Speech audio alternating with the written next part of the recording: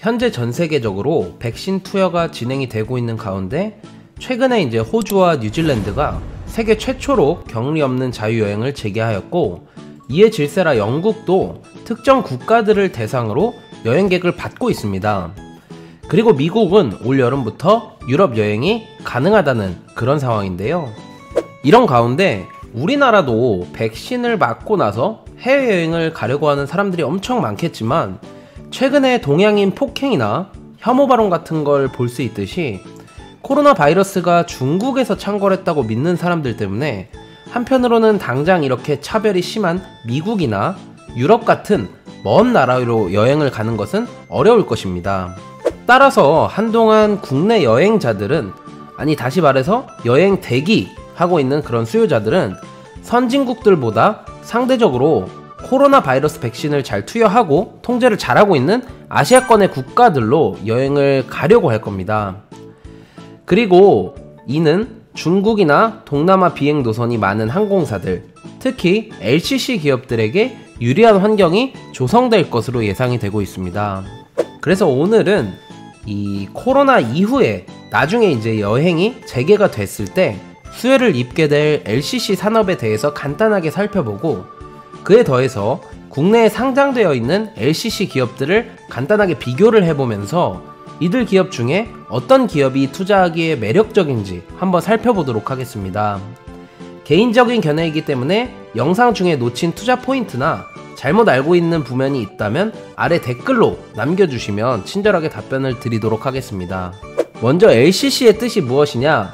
LCC는 저비용 항공사를 뜻하는 말로 로우 코스트 캐리어를 줄인 표현인데, 단어의 의미에서도 알 수 있듯이 저렴한 비용으로 항공 서비스를 제공하는 그런 회사들을 가리킵니다. 여러분들도 공감하시겠지만 일반적으로 비행기를 12시간 이상 타고 가야 하는 먼 나라들 같은 경우에는 이코노미를 타더라도 조금 더 넓게 이 구조적으로 배치가 되어 있는 대한항공이나 아시아나를 이용하려고 할 것인데, 4시간에서 6시간 정도만 이동하는 휴양지, 동남아권은 진에어나 TA항공, 제주항공, 에어부산 등을 이용해서 가곤 하실 겁니다. 그리고 현재까지 이들의 점유율을 보면 1위는 제주항공으로 14.1%를 기록하고 있고, 2위는 진에어 9.2%, 3위는 TA항공 8.4%, 그리고 4위는 에어부산, 그 뒤를 이어서 이스타항공, 에어서울, 플라이 강원 순서입니다. 그럼 현재 이들 기업들의 주가는 어떨까요? 코로나 이후에 당연히 일제히 급락을 했고 일부 반등을 하긴 했지만 아직까지도 갈 길이 멀다라고 보고 있습니다. 그 이유는 총 2가지로 나눠볼 수가 있는데요. 첫 번째는 코로나가 창궐하기 이전으로 돌아가야 한다라는 전제가 있기 때문인데, 현재까지 국내 백신 보급률은 전 세계를 좌표로 놓고 보면 굉장히 부진한 상황이고, 잘 아시다시피 2019년도부터는 일본 위안부 문제 때문에 반일 분위기가 확산하면서 일본 항공 노선에 큰 타격을 받았고 주가가 지속 하향세를 기록했었습니다. 다행히도 현재는 정부로부터 긴급 지원을 받으면서 급한 불을 끈 상태이고, 항공사 자체적으로도 만원 이하의 항공권을 판매, 그리고 월 프리패스권 등 같은 프로모션 등을 통해서 겨우겨우 버티고 있긴 한데요.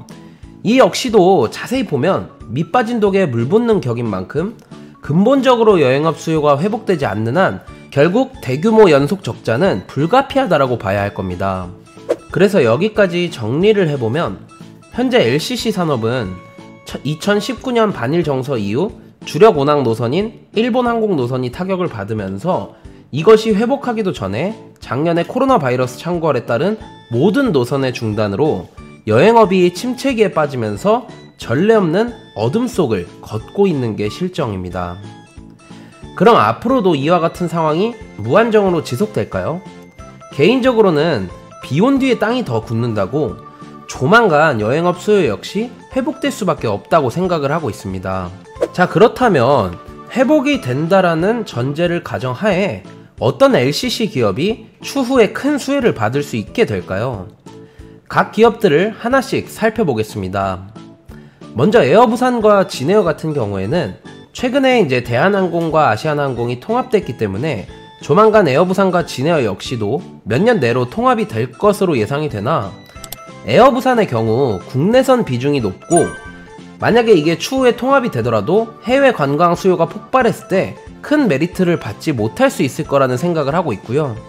그리고 진에어 역시도 에어부산보다는 국제선 비중이 높긴 하지만 코로나가 창궐하기 이전까지 여행객 수나 비행기의 규모 그리고 매출액 면에서 현재 LCC 1위 기업인 제주항공과 차이가 꽤나 많이 나는 데에도 불구하고 현재 시가총액이 이 둘이 비슷한 수준에 있습니다. 직관적으로 해석을 하면 규모나 운항 노선이 많지 않은 상황 속에서도 독점 수혜를 받지 않는 이상에는 제주항공보다 더 나아질까에 대한 물음이 있는 그런 상황이고요. 따라서 에어부산과 진에어 두 기업은 큰 메리트가 없다라고 생각을 하고 있습니다. 자, 그렇다면 제주항공은 어떨까요? 제주항공의 경우 국제 여행객 수가 많아지면 당연히 구조적으로 수혜를 받을 수밖에 없겠지만 한편으로는 현재 코로나로 인해 해외여행을 못 가는 여행객들이 앞다퉈서 제주도를 가고 있는데, 그런데 만약에 해외여행이 재개가 된다면 굳이 이전만큼 제주도로 여행을 많이 갈까요? 지금처럼 제주도도 현재 수요만큼 계속 꾸준히 수요가 발생을 하고 해외여행도 여기에 더해져서 커지면 모를까 국내 여행에 대한 수요가 계속해서 유지될 수 있을까에 대한 물음은 있습니다.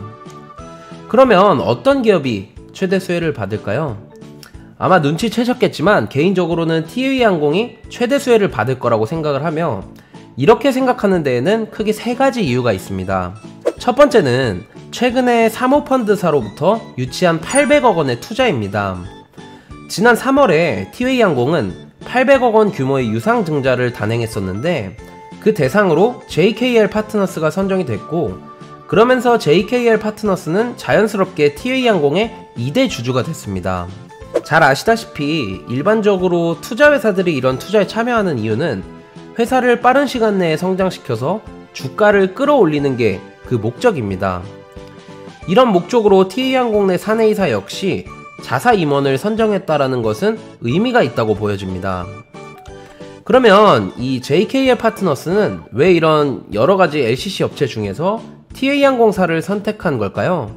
그게 바로 두 번째 이유와 세 번째 이유입니다. 두 번째 이유는 코로나19 이전에 티웨이항공이 매우 성장했었던 회사라는 점입니다. 과거 수치들을 보면 LCC 업체가 치고받고 싸우는 와중에도 티웨이항공은 꾸준히 여객을 늘려왔었는데, 당장에 몇 년 전까지만 하더라도 진에어에 한참 밀렸지만 현재는 진에어가 주춤한 사이에 국내 2위 LCC로 올라오면서 저력을 보여줬습니다. 그러다가 다시금 코로나로 인해 주춤하기는 했지만 이거는 비단 티웨이항공만 타격을 입은 게 아니라 산업이 전반적으로 타격을 입은 거죠. 그에 더해서 최근에 이스타항공 매각건으로 인해서 이스타항공이 담당하던 수백만 명의 여객 인원을 당분간 국내 업체들끼리 나눠 가질 것으로 예상하는 만큼 추후에 여행이 다시 회복됐을 때 이 경쟁 강도가 과거보다 더 약해질 수밖에 없다라고 보는 게 맞을 겁니다. 그리고 마지막 세 번째는 코로나 이후에도 나쁘지 않을 것으로 기대가 된다라는 것입니다. 앞에서 말씀드렸지만 아직까지도 한국과 일본은 과거사 문제로 인해서 양국 관계가 개선되지 못하고 있는 상황인데요. 이는 코로나가 종식이 되더라도 한동안 지속될 것 같습니다.